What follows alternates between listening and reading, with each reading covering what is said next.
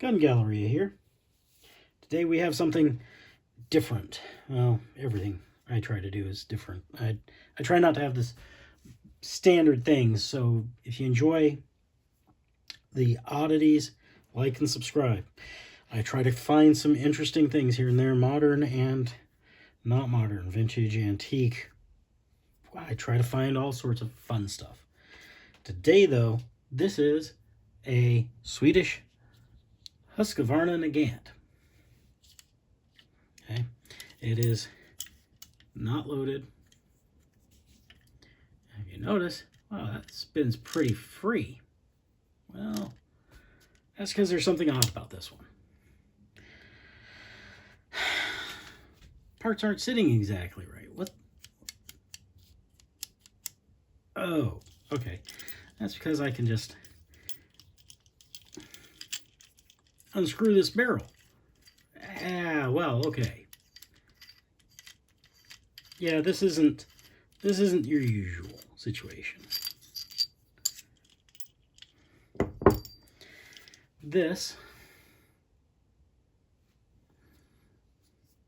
is proof marked. Got proof mark here. Got the Husqvarna name.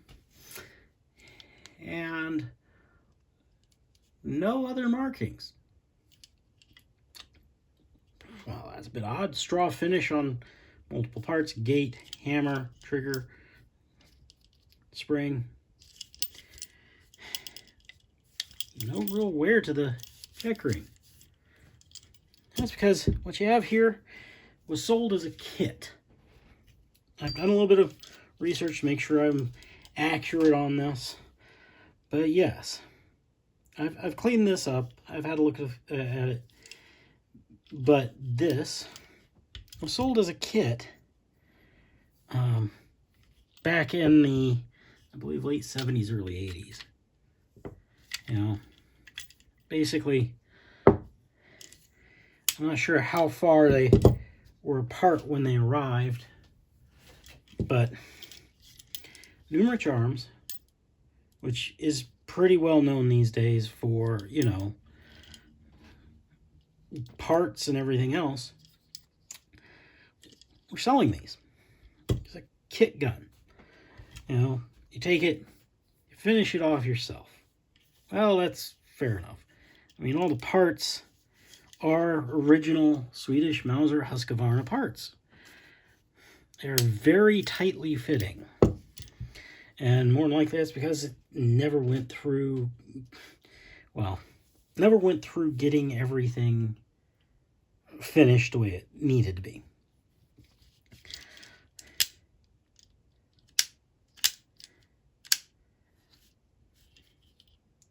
But yeah. So, I'm not sure how much these sold for. I'm not even sure how many of them they made. I think the highest number I've heard is serial number 102, which is actually underneath the grip. Okay, it's marked NAC and then the 3-digit number starting with either a 0 or 1. I've never seen anything higher than 102. And that was somebody posting about it somewhere. Otherwise, I believe this one's like number 78, 73, whatever. But this was sold as a kit. You know, your cylinder has no markings as to, you know, serial numbers, anything, you know. What I did find interesting is that your ejector rod, this, oddly enough, is, this is used. This is not. You know, in fact, you still see the bluing, I mean, the, you know, color case hardening to the spring there. So, I mean, this is still, this piece is new. You know, all of these parts are new. Even right down to this round barrel. There is no wear to the crown, to the rifling, to anything. You know, now I thought, well, okay, what use is something like this? Well, first of all, To me, it's not anything about the use. This is never going to be a fireable gun as long as it's in my possession. And the reason being is, how many of these kit guns exist, and how many of them exist with all their parts and unfinished? You know, I've seen a few that have been finished. Me, I'm not looking to finish this thing. I don't want to finish it. I find it interesting in its unfinished state, because there's probably a few out there that are in this state. There's probably more that were finished, and there's probably even more that never even got started, that the pieces got lost. I mean,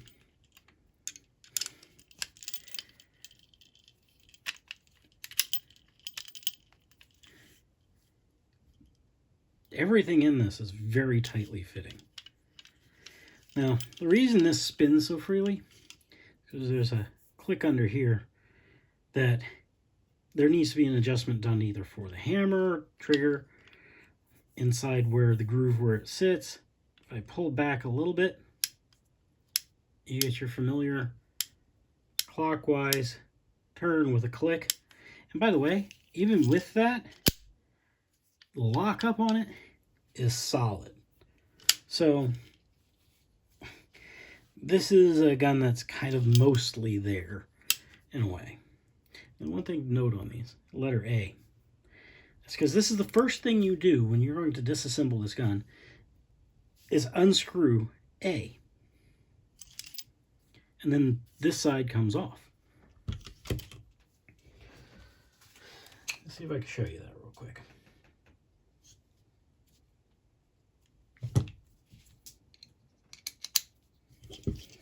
So,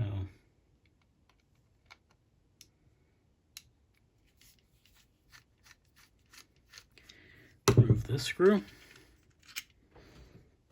First thing you do, take it apart. A. Then grab here and here. Boom. Yes, plenty of oil, because that's how I go do things. I make sure things are oiled. But here you get to see the parts I was talking about. But something else to note. B. Well, this letter B in here indicates you're supposed to remove this screw. Well, actually, no. Sorry, B in this case is actually the spring. You're supposed to compress it and remove this spring. Then C is the hammer. You're supposed to remove that. Once C is removed, then you can remove D. Once that's removed, you can remove the trigger, E. Now, F is here. You remove that screw. So that's F. Then G comes off of this pin.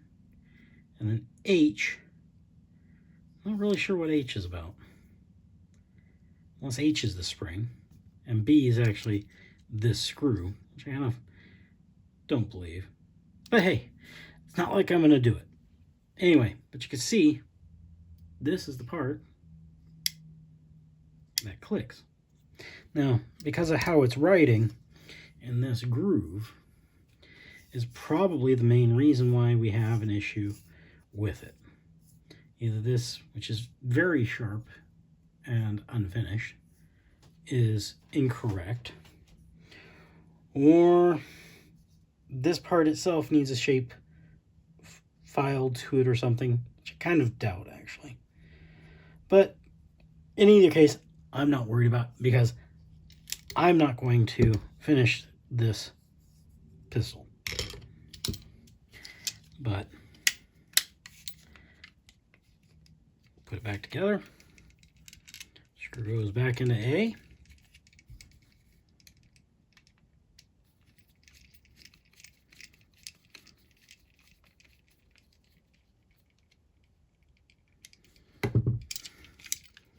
Back to non-functional there.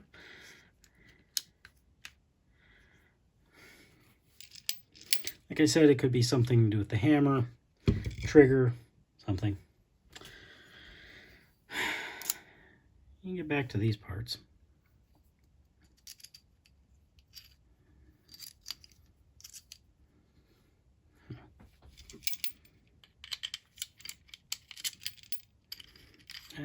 Get your grip back in. I know there's ways to get it to go all the way, stuff like that, but there's no, you notice in the gap here, forcing cone doesn't even come through. This isn't going all the way through. Also, see this gap here is how much more it needs to be threaded in before it's actually in place. You know,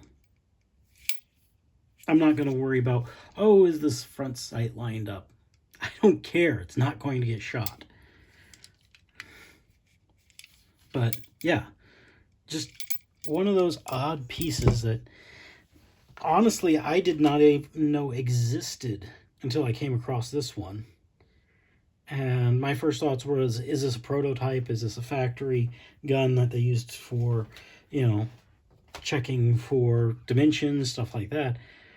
And in the end, I just figured out, based upon other people and reading what I could find, no, it was a kit gun. Numrich bought all these parts from Husqvarna and sold them as a kit. And, well, what is something like this worthwhile to? It's probably worthwhile to somebody like me who wants something a little odd, and it's just kind of an interesting piece. Somebody else who's interested in gunsmithing, they'd probably buy something like this so that they could hone their skills on stoning things and making sure everything works the way it's supposed to, and, you know, getting it up and going as a actual functional revolver. But yeah, there you go. Something I don't think you see often, especially seeing as how there may only be less than 105 of these in existence. Anyway, and let me clarify, 105 of these kit guns. There was lots of the Swedish Nagants, but very few of these. Anyway, I appreciate you watching.